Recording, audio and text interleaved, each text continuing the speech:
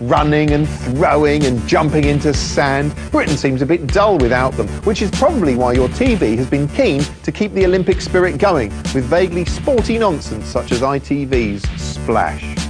Tonight, Olympic hero Tom Daley coaches 5 celebrities as they dive headfirst into the most terrifying challenge of their lives. Falling doesn't get tougher than this. Yes, in what is the most unedifying example of celebrity plummeting since Rod Hull, ITV have unveiled Splash, starring the nation's favourite CGI Pixar boy, Tom Daley, seen here walking around in his pants like a bloke who's misplaced his locker key.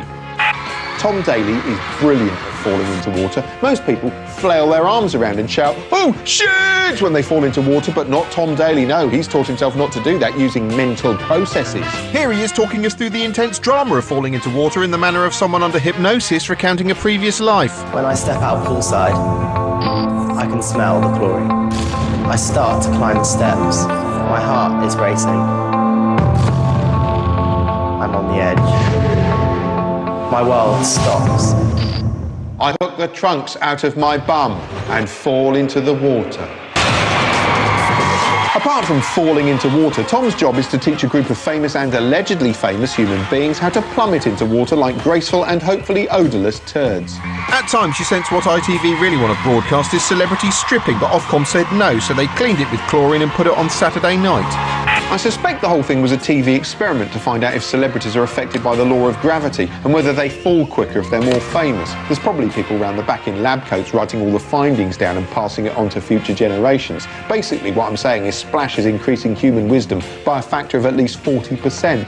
The falls they do are impressively complex. Sometimes they have to perform flips and turns, which is hard, and other times they have to impersonate somebody illegally dumping a dead horse in a canal, or someone who's being executed by a single gunshot to the head on the side of a dredger, which is even harder. Then it's over to the judges to decide how good they were at falling. 2 of the judges are experts at falling, and one of them's Jo Brand, whose main qualification to judge a diving contest is that, like all humans, she's 98% water.